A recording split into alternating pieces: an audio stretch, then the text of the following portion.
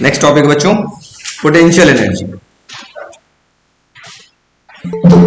Potential energy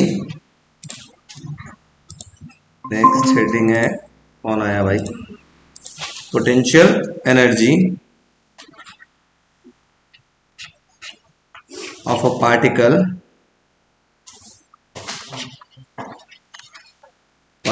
in SHM, simple harmonic motion.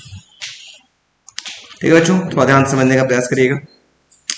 तो अगर spring की बात करते हैं तो स्प्रिंग में हम लोग जानते हैं, since we know that F is equal to minus का क्या होता है, के एक्स। पढ़े क्या? कहाँ पढ़े? हुक्स लॉ से, है कि नहीं?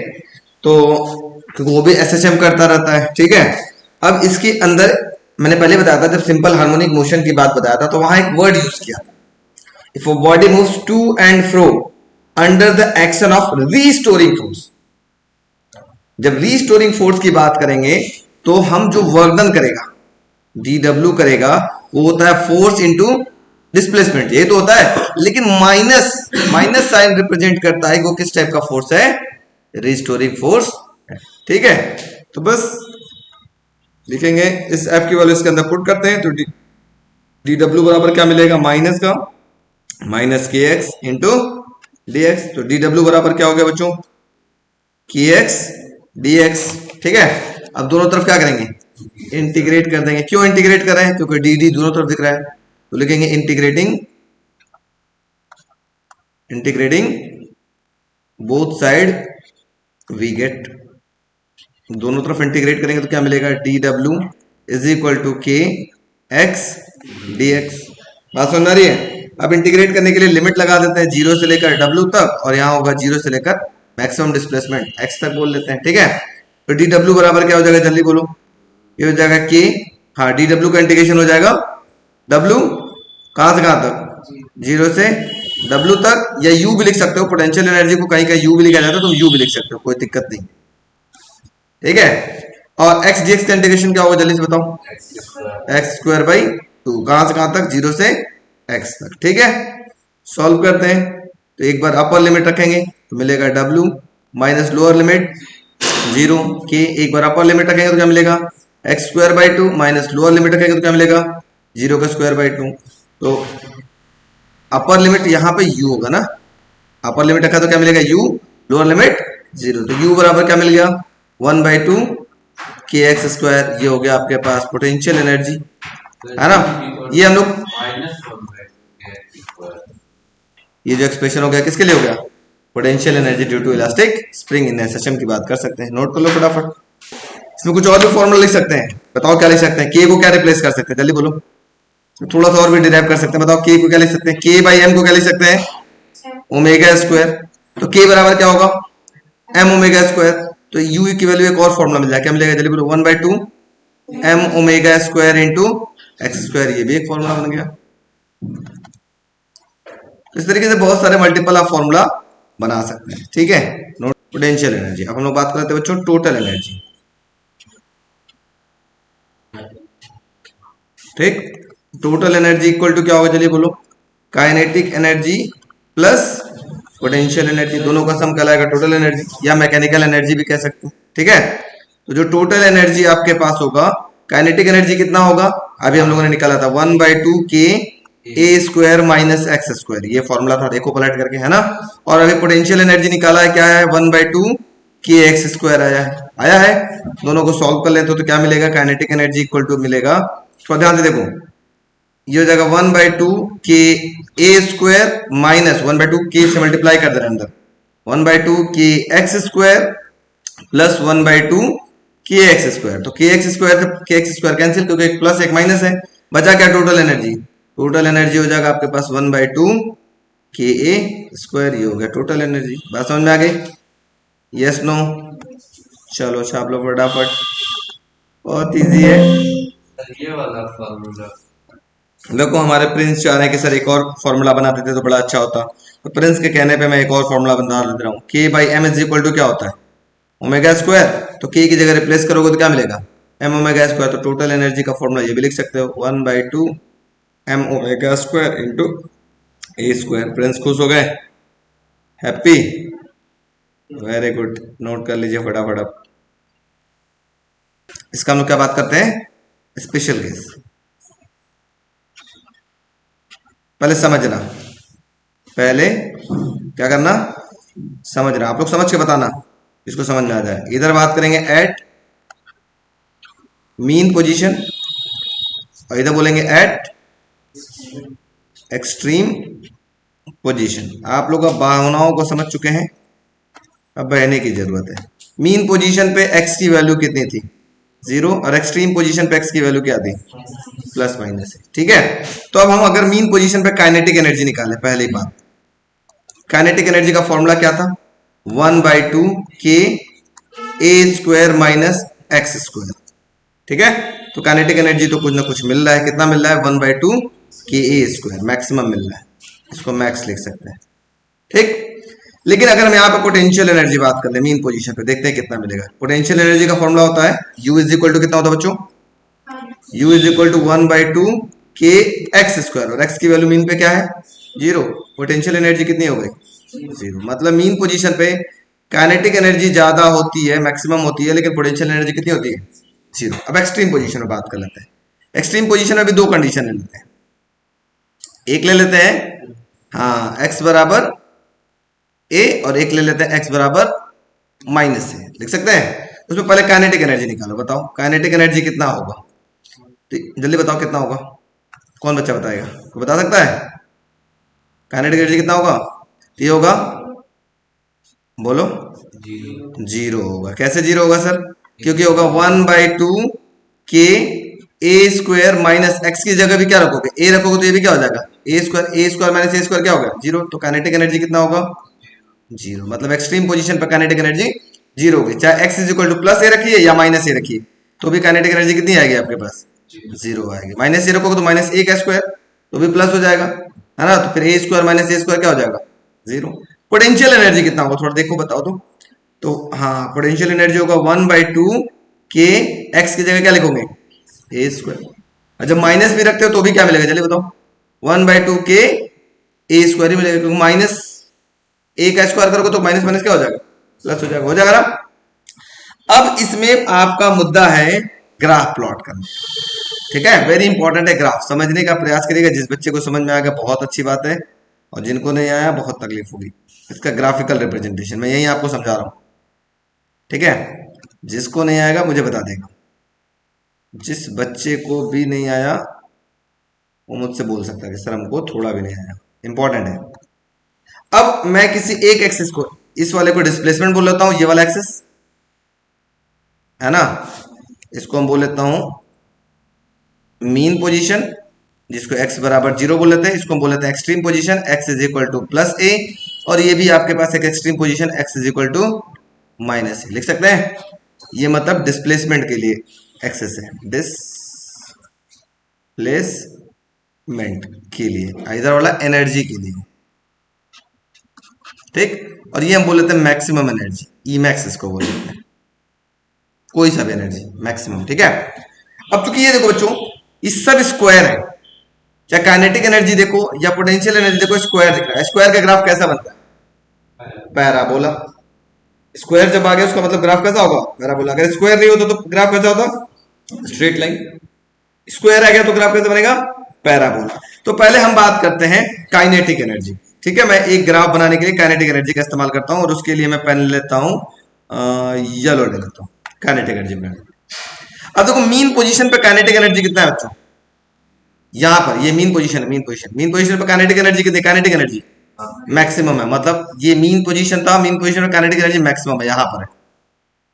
और एक्सट्रीम पर काइनेटिक एनर्जी कितनी है, देखो 0, मतलब यहां पर भी 0 और यहां पर भी 0। और एक पैराबोला बनाना है तो ये ग्राफ ऐसा बन जाएगा। ये हो गया काइनेटिक एनर्जी का ग्राफ। बात समझ में आई कि नहीं आई, यस नो। मीन पोजीशन पे मैक्सिमम, एक्सट्रीम पोजीशन पे 0। अब देखो, चाहे तो हम ऐसे सीधा एक लाइन खींचने मन करे तो खींच सकते हो, तुम्हारी मन, छोड़ भी सकते हो, कोई जबरदस्ती नहीं है कि सर आप लाइन ऐसे खींचिए तो हम भी खींच ही दें, लेकिन खींच दोगे तो बहुत अच्छा रहेगा। और यहाँ पे भी मैं एक डॉटेड लाइन ऐसे बना लेता हूँ, ऐसे बना लेता हूँ कि आपको समझ में आ जाए। कि ठीक इसके ऊपर सामने वाला है। ठीक है, अब बात करते हैं पोटेंशियल एनर्जी। काइनेटिक एनर्जी की येलो वाली ग्राफ हो गई। पोटेंशियल एनर्जी के लिए हम ले लेते हैं कौन सा कलर ले लेते हैं, ग्रीन ले लेते हैं। अब बताओ मीन पोजीशन में पोटेंशियल एनर्जी कितना है। देखो ये मीन पोजीशन था, उसमें पोटेंशियल एनर्जी कितना है, कितना है, जीरो। मीन पोजीशन में पोटेंशियल एनर्जी हो गया जीरो।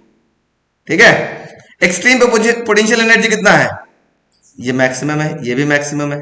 एक्सट्रीम पोजीशन यहां था, पोटेंशियल एनर्जी मैक्स यहां हो गया और ये मैक्स यहां हो गया। इसका ग्राफ भी कैसा होगा, पैराबोलिक ऐसे। तो ये जो ग्रीन वाला हो गया किसके लिए हो गया, पोटेंशियल एनर्जी का ग्राफ हो गया। बात समझ में आ गई, नोट कर लो फटाफट। हाँ, वर्क एनर्जी। नेक्स्ट टॉपिक है ऑक्सीलेशन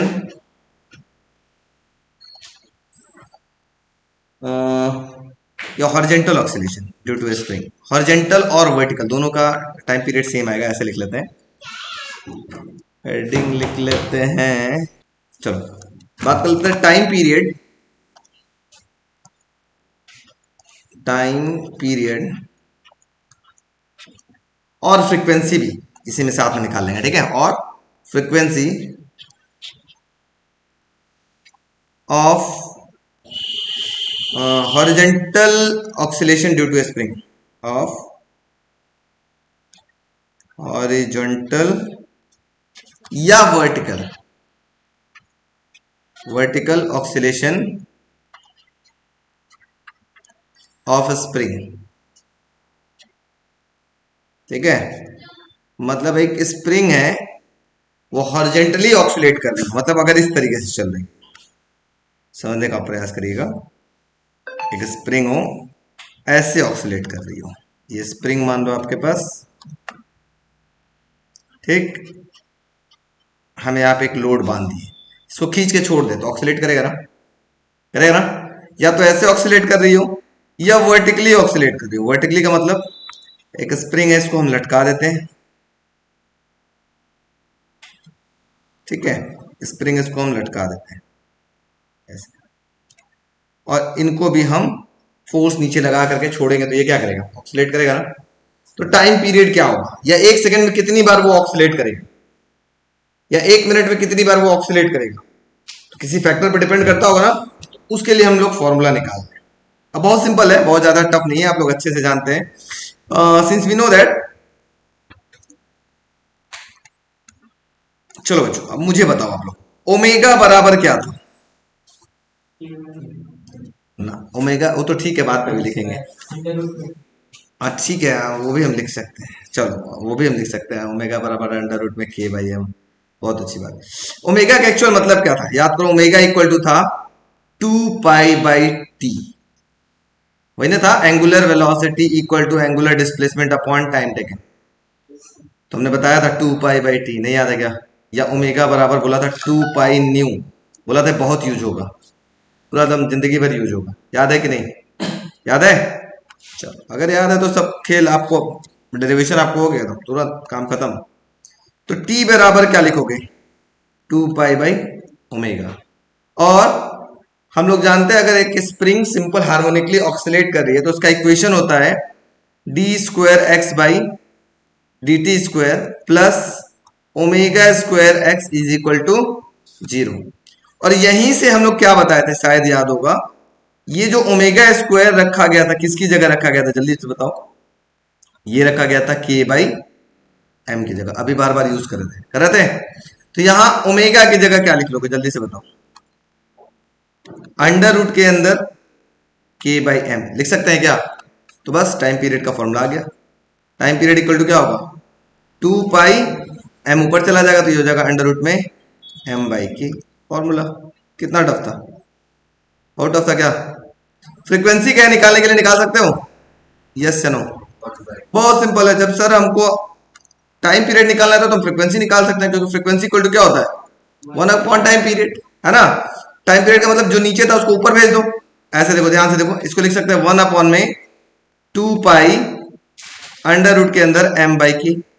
तो अब क्या होगा, k ऊपर चला जाएगा तो फ्रीक्वेंसी का फॉर्मूला क्या हो जाएगा, जल्दी बोलो। 1/2π अंडर रूट के अंदर k/m, बस काम खत्म, उलट देना होगा। दूसरी बार करवा रहे हैं? हाँ तो चलो ठीक है, वेरी गुड, अभी भी इसी वजह से कर। चलो अब हम लोग बात कर लेते हैं ना, oscillation of loaded spring combination. Oscillation of a loaded spring combination. ठीक है, लोडेड स्प्रिंग कॉम्बिनेशन। अब सबसे पहले इसके अंदर हम बात करते हैं स्प्रिंग इन पैरेलल। किसके बारे में बात करेंगे? पहला केस होगा spring in parallel. Spring in parallel, इसमें भी वही हम लोग टाइम पीरियड वगैरह निकालेंगे। ठीक है, फ्रीक्वेंसी निकाल लेंगे, टाइम पीरियड निकालेंगे, जो भी निकालना हो आप निकाल सकते हैं। ठीक है, कैसे निकलेगा ध्यान समझने का प्रयास करिएगा, समझ में आएगा तो बहुत अच्छी बात, नहीं आया तो और भी अच्छी बात। ये हमारे पास पैरेलल, आप लोग समझते हैं रेजिस्टेंस इन पैरेलल, याद है? ये बताओ, ये पैरेलल है कि सीरीज? ये एक रेजिस्टेंस है, ये भी एक रेजिस्टेंस, मान लो दो रेजिस्टेंस है, बताओ सीरीज है कि पैरेलल है? अब ये बताओ, ये एक रेजिस्टेंस है, ये एक रेजिस्टेंस, ऐसे पैरेलल है ना, ऐसे ही हम कनेक्ट करेंगे। तो ये हमारे पास देखो एक स्प्रिंग हो गई, ध्यान से समझने का प्रयास करिएगा, स्प्रिंग नंबर 1, ठीक, और ये हो गया हमारे पास स्प्रिंग नंबर 2। दोनों को एक लोड से बांध दिया गया है ऐसे। दोनों का स्प्रिंग कांस्टेंट अलग अलग है, इसका स्प्रिंग कांस्टेंट अलग है और दूसरे वाले का स्प्रिंग कांस्टेंट, इसको K1 बोल लेते हैं, दूसरे वाले को K2 बोल लेते हैं। चलो, दूसरे को क्या बोलते हैं? K2 बोल सकते हैं, यस नो बोलो बच्चों, क्लियर? स्प्रिंग कांस्टेंट समझते हो ना? अरे एक हो सकता है कि पेन का स्प्रिंग हो, एक हो सकता है कि सॉकर लगाओ, दोनों को पैरेलल लगा दिया गया। ठीक, अब ध्यान से समझने का प्रयास करिएगा। अब मैं अगर इधर से फोर्स लगा के खींचूंगा, पहले तो ये देखो अलग अलग स्प्रिंग की बात करूं, अलग अलग स्प्रिंग पे अगर फोर्स लगाएंगे तो फोर्स सेम लगेगा कि अलग अलग लगेगा? अलग अलग लगेगा, क्योंकि स्प्रिंग कांस्टेंट अलग अलग है, तो जाहिर सी बात है फोर्स अलग अलग लगेगा। पहले वाले की बात करें तो पहले वाले पे फोर्स कितना लगेगा, जल्दी बताओ? F1 इज इक्वल टू होगा माइनस का K1 इंटू एक्स या y, जो भी होगा, x1 ले लो, y1 ले लो, कुछ भी बोलो। मैं इसको खींच रहा हूं, कितने दूर तक खींचना चाह रहा हूं, इसको खींच करके मैं y दूरी तक खींचना चाह रहा हूं, तो कितना फोर्स लगेगा? फोर्स कुछ अलग लगेगा। दूसरे वाले स्प्रिंग को भी मैं खींचता हूं और कहां तक लेके जाना चाहता हूं, ये y डिस्टेंस तक लेके जाना चाहता हूं, तो इस पे फोर्स कितना लगेगा, जल्दी बताओ? इस पे फोर्स कुछ अलग लगेगा, K2 इंटू वाई, है कि नहीं? Yes no? अब इन दोनों को मैंने क्या किया, एक साथ कंबाइन कर दिया पैरेलल में। अब जब इस पे जो फोर्स लगाऊंगा कितना लगेगा? ये जो फोर्स लगेगा, resultant force, when both spring are connected in parallel, then force acting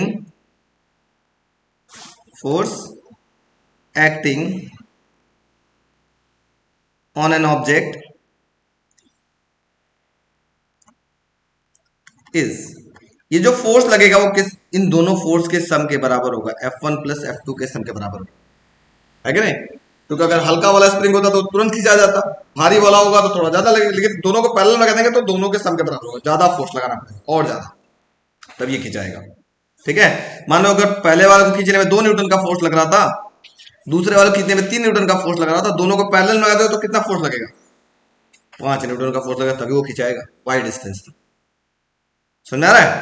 तो हम इसको ऐसे लिख सकते हैं, जो रिजल्टेंट फोर्स होगा, इसको इक्वेशन नंबर 1 बोल लेते हैं, जो रिजल्टेंट फोर्स होगा वो किसके बराबर होगा? स्प्रिंग इन पैरेलल का कांस्टेंट यूज होगा इनटू, इसको भी कितने दूर तक खींच रहे थे? y दूरी तक ही खींच रहे थे। तो हम इसको इक्वेशन, अब हम लोग क्या करते हैं, इक्वेशन इसको 1 बोल लेते हैं, इसको 2 बोल लेते हैं, और इसको बोल लेते हैं 3, और इसको बोल लेते हैं 4। अब क्या करते हैं, इसमें f की जगह ये पुट कर लेते हैं, f is equal to F1 plus F2, तो F1 plus F2 is equal to minus का KP इंटू वाई लिख सकते हैं। F1 की जगह क्या होगा, जल्दी बताओ? माइनस का K1y, F2 की जगह क्या होगा? माइनस का K2y इक्वल टू माइनस का के पी वाई, इसमें से कॉमन क्या ले सकते हैं जल्दी से बताओ, माइनस का वाई, तो क्या मिलेगा ब्रैकेट में, K one plus K two is equal to minus का K P into Y, Y से वाई कैंसिल, माइनस से माइनस कैंसिल, के पी बराबर क्या मिला, के वन प्लस के टू, मतलब जो रिजल्टेंट स्प्रिंग कांस्टेंट है वो भी आपस में क्या हो रहा है, जुड़ रहा है, इसी वजह से हमको ज्यादा फोर्स लगाने की जरूरत पड़ रहा है। जब रिजल्टेंट आपको के पता चल गया तो आप टाइम पीरियड निकाल सकते हो, जल्दी से बताओ टाइम पीरियड का ऊपर फॉर्मूला हमने डिराइव किया था, टाइम पीरियड देखो 2 पाई अंडर रूट में क्या था ऊपर देखो m बाई के, तो के की जगह बस के पी लिख देंगे, क्या लिखेंगे 2 पाई अंडर रूट में m बाई के की जगह क्या लिख देंगे के पी, और के पी की वैल्यू क्या है के वन प्लस के टू, तो टाइम पीरियड का फॉर्मूला मिल जाएगा 2 पाई अंडर रूट के अंदर m बाई के वन प्लस के टू। समझ में नहीं आया? अगर मैं बोलूं फ्रीक्वेंसी निकालना है तो कैसे निकालोगे जल्दी से बताओ, क्या हो जाएगा जल्दी बताओ, फ्रीक्वेंसी की वैल्यू कितनी हो जाएगी, कोई बच्चा निकाल सकता है, बहुत से निकाल सकता है, फ्रीक्वेंसी इक्वल टू हो जाएगा 1/2 पाई अंडर रूट के अंदर ये के वन प्लस के टू ऊपर चला जाएगा, के one plus K two upon में m, हो गया आपके पास फॉर्मूला फ्रीक्वेंसी के लिए। क्लियर हो गया, यस नो, क्लियर हो गया सबको, चलो नोट कर लो फटाफट, ये हो गया स्प्रिंग इन पैरेलल।